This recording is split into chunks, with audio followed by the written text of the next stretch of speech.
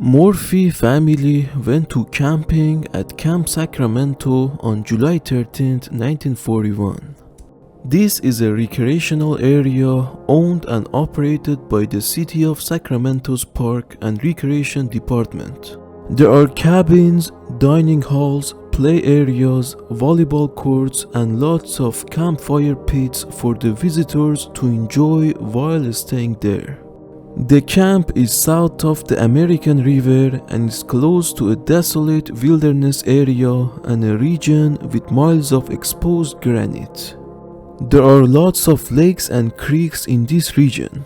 On July 14th, one day after the Murphys reached the camp, 4-year-old Clarence Murphy and his mother woke up early and went to the playground. Clarence was the oldest son of the family. Mrs. Murphy had to do the laundry, so she gave some instruction to Clarence and told him she'll be back in few minutes. Few minutes later, she came back to the sand pit but couldn't find Clarence. Mrs. Murphy immediately let the camp authorities know that Clarence was missing, and a search was quickly started. After an hour of intense search, the county sheriff was called and a massive search was organized. As soon as the effort started, a heavy storm hit the area. 2 days into the search, there was a report of a woman who claimed she saw a young boy standing on Highway 50 close to the camp location, but this was never confirmed. Bloodhound dogs tracked the boy's scent to the bank of American River and stopped. Nothing ever was found there.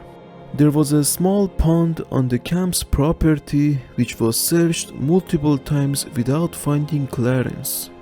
The search continued for 2 weeks formally and another 2 weeks informally without finding anything.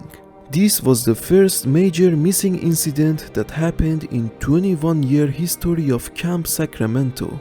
There was no leads on the case until 13 months later when a deer hunter named Mr. Larson found a white shoe just behind the Sacramento camp where Clarence disappeared from. He knew about Clarence's disappearance, so he picked up the shoe and contacted Dorado County Sheriff.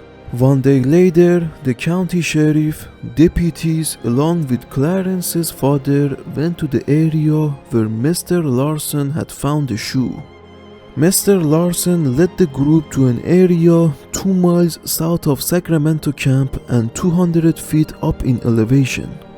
The group started searching the surrounding area and found small and scattered bone fragments and very small clothing.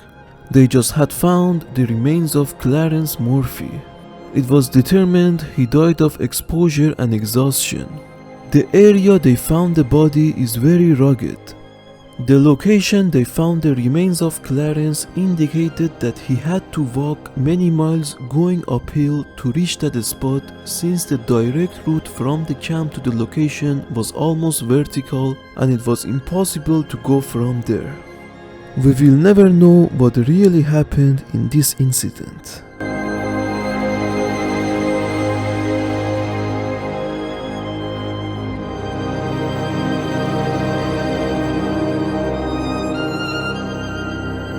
On August 17, 1953, Tackerson family from Norwalk, California took their 3 boys and 1 daughter, all under age 10, for a camping trip to Sequoia National Park. On the way to the park, they stopped at General Sherman Giant Sequoia, which is the home for the oldest living trees in the world, which estimated to be 2,000 years old. The family exited the car and was enjoying the view when suddenly they realized 2-year-old Andrew was missing. The family immediately started searching, and shortly after, the sheriff was called. The parking lot the family parked their car was located just west of an extremely remote region with dozens of old lakes and miles of exposed granite. 100 searchers started scouring the area very soon. Andrew's family went back home and brought a piece of Andrew's clothing for the dogs so they could have the scent to track. One day after Andrew went missing, Ranger Carl Kronberg was alone searching a remote area 6 miles from the parking lot Andrew was last seen when he came across the 2-year-old. Andrew was lying face down and motionless on a mountain trail far from all other searchers. As soon as Carl picked up the boy, he started moving and Carl knew Andrew was alive. Searchers stated Andrew must have walked 12 to 18 miles to reach the location he was found. Reminding you, these are very rugged mountains. The routes are not just hills or meadows. Most adults can't travel 12 to 18 miles in 24-hour period. Andrew was sent to hospital and he was found in a satisfactory condition and later was released. How a 5-year-old made such a journey remains a mystery to this day.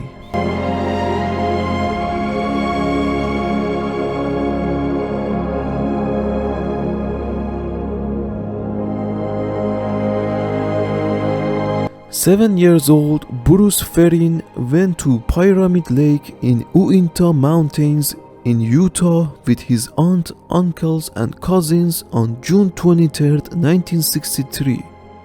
At 10 a.m., Bruce told his aunt and uncle that he needed to go to bathroom, so he headed to a grove of small trees and bushes.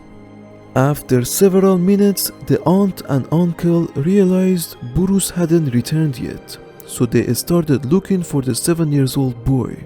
After they couldn't find Bruce, they called the authorities and soon a search effort was organized.